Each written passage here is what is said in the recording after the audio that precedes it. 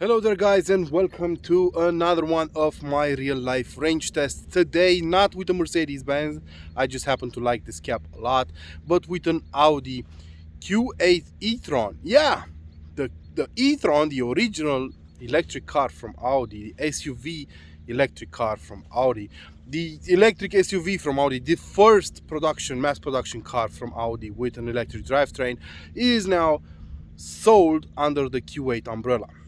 And that's because it just received a facelift, being launched originally in 2018. It was bound for a facelift last year, and now deliveries have started, and here it is in my possession for a traditional real life range test. And today we are going to try and find out just how far you can travel on a single charge, but also what changed on this car except the name. So let's take a closer look.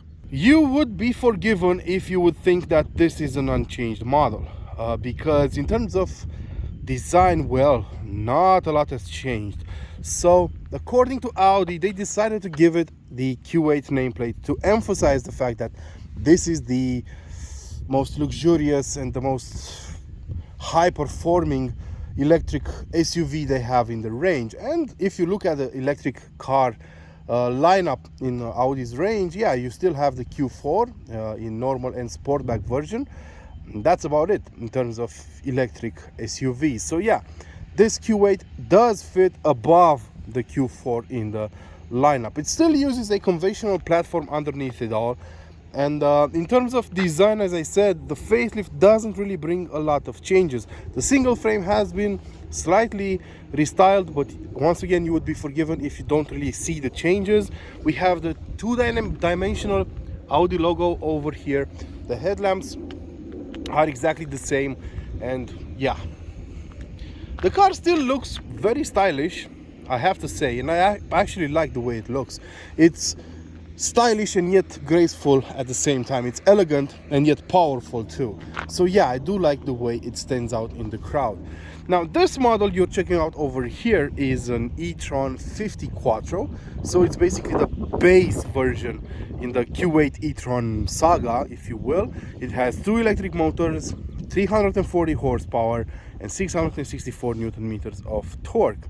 And in between the axles, it has a battery with a usable capacity of 89 kilowatt hours. It can be recharged with up to 22 kilowatts optionally on AC and 170 kilowatts on continuous charging power. And it should offer a range of up to 491 kilometers with a single charge. So once again, over here at the back, you will notice the Q8 badge, which is one of the changes I was talking about. Actually, you only see the car's full name over here, Audi Q8 e-Tron Quattro, but other than that, you don't really see it. So yeah, we have the badge, the Q8 badge at the back. We have a light bar over here, and the boot has 591 liters of space, which is quite generous. But let's not forget, this is a pretty big SUV. Speaking of which, it has a unladen weight of 2.6 tons. So yeah, it's incredibly heavy. These are the rear seats. So Audi did make a point about using recycled and eco-friendly materials on the new Q8.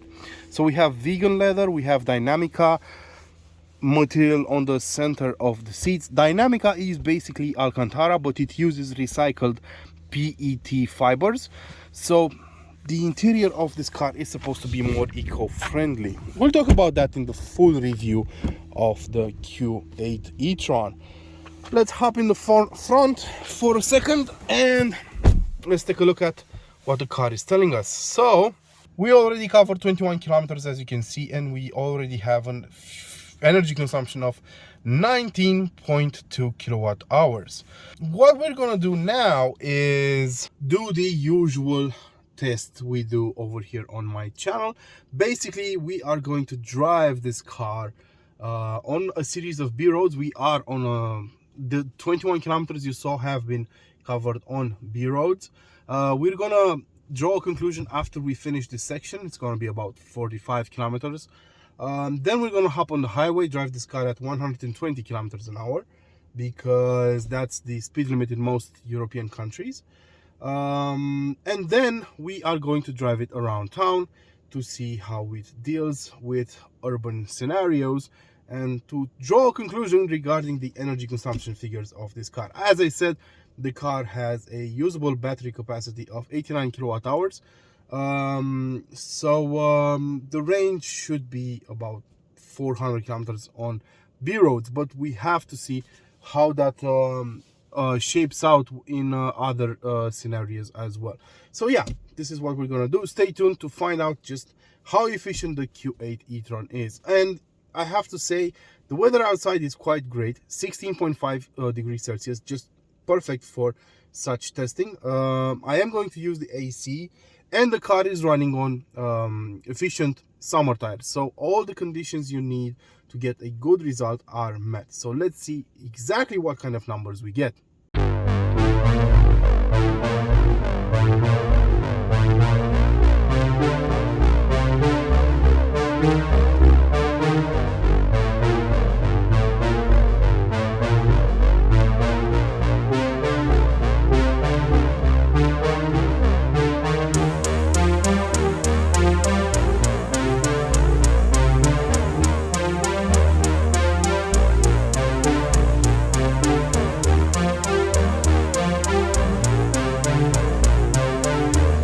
Okay, so we just finished the B-road section of our real-life range test, and I have some very interesting results for you guys. As you can see, the car is showing an average energy consumption of 19.3 kilowatt hours per 100 kilometers covered, with an average speed of 54 kilometers an hour.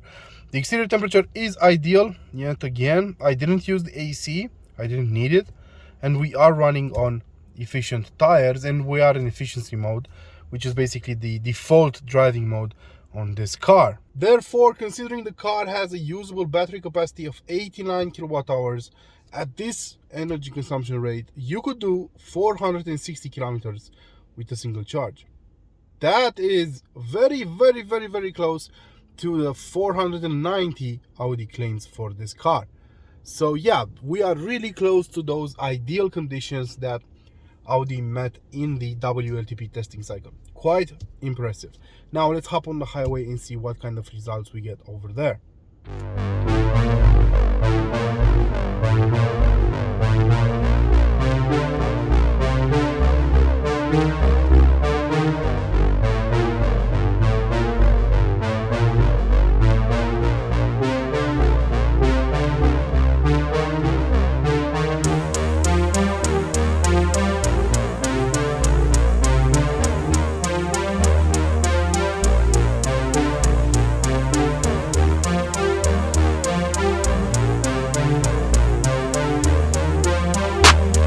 Okay, so we just finished the highway range test with the Audi Q8 e-Tron 50 Quattro. Let's take a look at the numbers, and I'm gonna tell you a couple of things about them. Right now, the car shows an average energy consumption of 25.9 kilowatt hours per 100 kilometers covered at an average speed of 180 kilometers an hour. It's still dropping because I pulled off the highway, but when I got off the highway, the average speed was 118 kilometers an hour, and the average energy consumption was 26.6. Doing just a little bit of math, that would give you an estimated range with a full battery on the highway at that kind of speed of about 333 kilometers, which is not bad.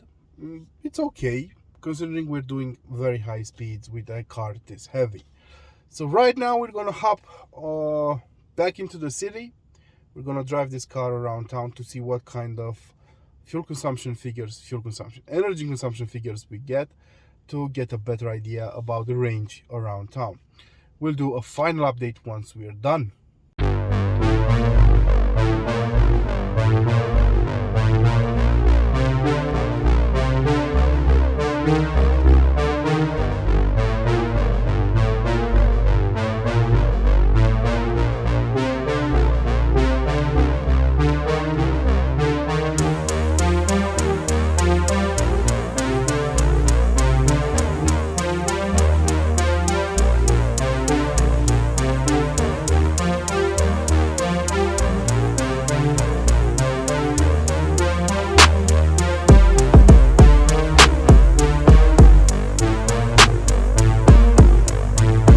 Okay guys, so I just finished the inner city real life range test with the Audi Q8 e-Tron 50 Quattro.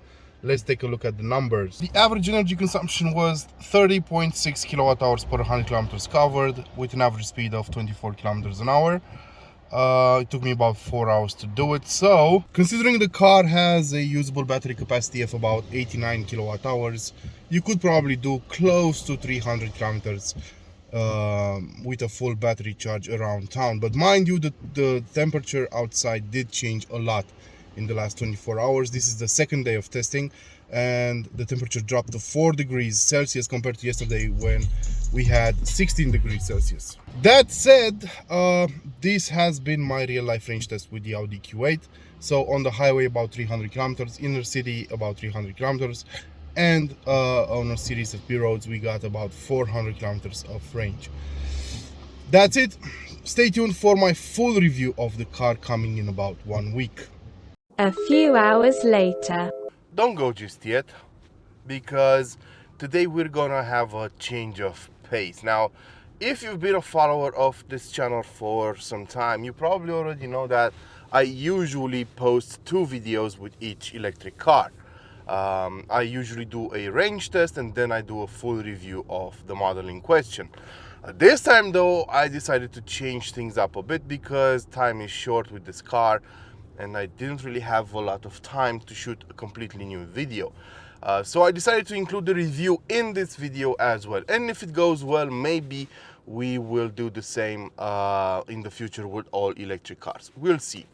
Now, I already showed you what changed in terms of design on the outside on the new Q8 e-Tron model. Basically, not a lot has changed. The single frame did get a couple of tweaks. We have a 2-dimensional Audi logo right now on the front and the rear end, and we have the Q8 badging on the tailgate. But other than that, not a lot has changed on the outside of the car. So yeah, this still remains Audi's biggest and most comfortable electric SUV. And once you step inside, well, predictably, not a lot has changed in here as well. As a matter of fact, nothing changed because we still have the same layout, the same design, which has become a fan favorite for some time. And I actually like the interior design of modern day Audi models because they seem to show a certain care for aesthetics and integration. I'm not a huge fan of the modern day trend that imposes huge screens everywhere. And even though I've seen Audi concepts with a similar approach with huge screens inside, for now, the German brand still remains a bit more conservative. And I like the way they integrated the multimedia screen in the dash, just like old cars used to have with 2-din stereos and so on. So I love the way this is integrated into the general layout of the dashboard. At night, we also have a modest ambient lighting setup. So we have certain stripes here and there on the doors, on the dashboard, and the e-Tron logo lights up at night. So everything looks quite nice when it's dark out. And I like the fact that you can actually configure your car in different colors and so on, your car's ambient lighting. So yeah, it's a stylish approach, but it's not exactly the most tech savvy, for example. We still have this additional screen at the bottom of the dashboard over here, which allows you to control the climate functions. We've seen that first introduced on the A8, and it made its way on a number of other models.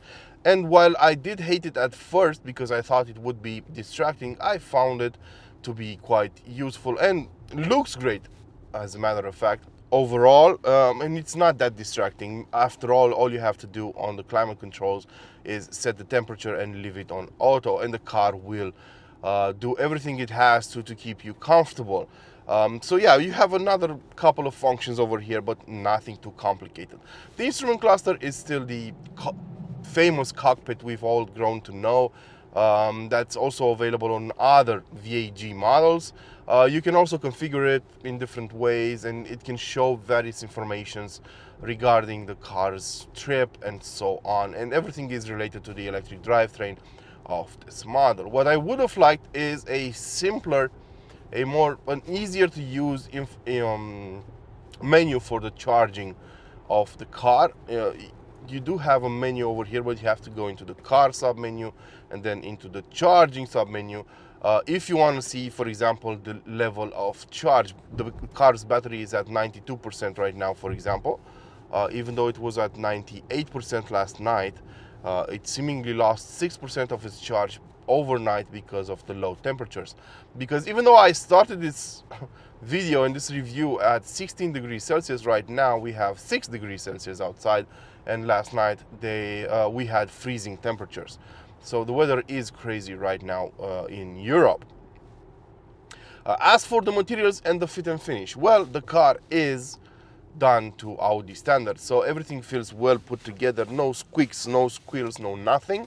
But the materials used could have been better, and the whole ambience inside this car is kind of dull. Everything is gray or black, and I do understand that German people are quite fond of these colors. If you look in the Audi configurator, you will notice, I don't know, over 10 shades of gray and black available in the configurator, but no red, no yellows, no nothing, which is odd, but I do understand it's part of their culture. Now for this interior, Audi says the e-Tron Q8 does use more recycled material, so you have more recycled plastics in here and so on. And you might not notice it at first, because we're not talking just about the plastic used on the door cards, which by the way is very soft to the touch, and I think it will withstand the test of time very nicely. We are also talking about things like the Dynamica upholstery on the seats. Now this Dynamica upholstery does look like Alcantara from a distance, but it is made using recycled PETs found in the oceans of our planet, and the leather used inside this car is also vegan, so once again more eco-friendly. So yeah, that's what changed inside the car, but other than that, we still have the same amount of room, copious amounts of room in the back. Don't forget, this car is built on the same platform as the regular Q8 or the regular Q7, so it has plenty of room. It's almost 5 meters long, so you have plenty of room inside for adults, and it is incredibly comfortable. Now, compared to the pre-facelift e-Tron, I do have a change to talk about. We have normal rear view mirrors on this car. They are a lot better than the digital ones, if you ask me. Now, if you remember, the e-Tron was the first Audi to use digital rear view mirrors. Basically, you have cameras installed on arms attached to the doors that project a live feed on the door cards right in here. And while they do look sci-fi-ish, if you will, and they do improve the car's range, but not by that much, because they are more aerodynamic. I didn't really appreciate using them because, first of all, you have to readapt your perception, because you're used as a normal driver to look outside the car on the rear view mirror. Well, on those digital rear view mirrors, you have to look inside the car on the door card. So you have to adjust your eyes every single time you want to make sure you're not hitting anyone in traffic. But other than that, the field of view, I found it to be quite constricted compared to a normal rear view mirror, and the resolution at night and the image quality at night wasn't exactly perfect. So yeah, I prefer these traditional windows rear view mirrors any day of the week, if you ask me. But then again, I know people actually appreciate those digital lights, digital mirrors, and they don't have an issue with them like I do. Other than that, not a lot has changed. So we're talking about the Q8 e-Tron 50 Quattro, which is the entry-level version in this range. We have a usable battery capacity of 89 kilowatt hours in the floor. If you go for the higher spec models, the 55 or the SQ8 e-Tron, you get a battery of over 100 kilowatt hours usable capacity. That should offer you a range of about 490 kilometers. We already covered that. We have two electric motors, one on the front axle and one on the rear axle, good for 340 horsepower and up to 664 Newton meters of torque. Those resources should allow this car to do 0 to 100 kilometers an hour in 6 seconds, which is not a big deal, but it's a pretty good time considering this car weighs no less than 2.6 tons. It is incredibly heavy because it uses a conventional platform that was converted to be transformed into a electric one. So the way it drives is typical Audi style. So the car will start off in its default driving mode, which is efficiency. As a matter of fact, if you look at drive select, you have off-road, which basically raises the suspension. All cars come with air suspension, by the way. You have off-road, all-road, where the all-wheel drive system is modified. You have efficiency, which is the default driving mode. You have comfort, auto, and dynamic. So the car does feel incredibly comfortable and refined. The suspension is not exactly boat-like, but not exactly backbreaking either. It has a very good mix between comfort and rigidity, and it's quite pleasurable to drive. I won't lie about that. And it does soak up the bumps brilliantly. It is worthy of the Q8 badge in that regard, and that's something I appreciated on the pre-facelift e-Tron as well. And I think the 150,000 customers that already bought this car do appreciate that as well. I did find a couple of strange noises making their way into the cabin over certain short bumps, but that didn't happen all the time, and I'm still struggling to understand why that noise made it through the cabin, because otherwise this car is as quiet as a church mouse, so you won't really hear anything inside. I would have preferred some audible feedback. You do hear a slight hum when you accelerate. Let's try the dynamic mode. Let's see if that changes anything in terms of the audible feedback. No, it doesn't change anything. What I did notice was the fact that when you're around the car, outside of it, and it is turned on, it does make a certain sound. That's a legal requirement over here in Europe, but also that sound somehow reminded me of a V8, an electric V8, if you will. I don't know. It's kind of hard to describe, but it's quite an interesting sound, and you cannot miss it if you're next to the car when it is turned on. But if you want to drive this car in a dynamic fashion, well, you will feel its weight, and 340 horsepower will prove to be quite a low figure for a car this heavy. So you need to adjust your expectations in that regard. But I have a hunch that most people who will buy this car will use it like any other car. So most of the time they will be interested in the way it soaks up the bumps, not in the way it cuts corners. And in that regard, this car is a true Audi Q8. It does its job brilliantly. Quiet, refined, everything you could expect from it. The steering wheel doesn't really have a lot of feedback, but it is precise and fast. The brake pedal is quite interesting. It will adjust its position automatically depending on the driving situation. So for example, if I'm really close to a car in front of me, it will stiffen up and it will be a lot more sensitive compared to when I have no cars in front of me. Then it will have a longer pedal travel, which is quite interesting in my book. Furthermore, the car does have adaptive regenerative braking. Basically, it uses the sensors and the cameras on the car to scan the road and know if you're approaching a stop sign, if you're approaching a car in front of you, and it will change the amount of regenerative braking it does so that it can replenish the battery more and slow you down more. Yeah, we've seen that on a number of cars already, and I really enjoy it every time I drive a car with this option on. And it will also do coasting because this car uses asynchronous motors, and you can do that with them. If you're using synchronous motors with permanent magnets, you cannot do that.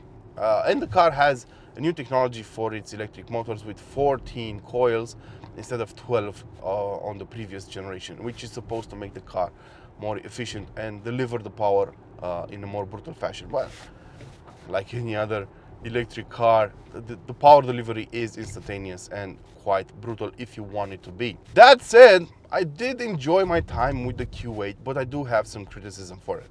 The range isn't exactly where it should be. We are driving the car with the smallest battery in the range, but still the weather does still take a huge toll on its performance. I would have liked a brighter, a more colorful interior, but that wasn't to be. And I did enjoy the comfort it offers and the build quality. Also, this car has a standard sound system. It doesn't have a Bang & Olufsen one, and it does its job pretty well. I don't know if it's worth upgrading to the Bang & Olufsen system. As for the pricing, well, about 74,000 euros as a starting price. This car has a price of 101,000 euros with all the options on it. Is it worth it? Well, I'm waiting for you guys to tell me. And until next time, don't forget to feed your passions. Ciao.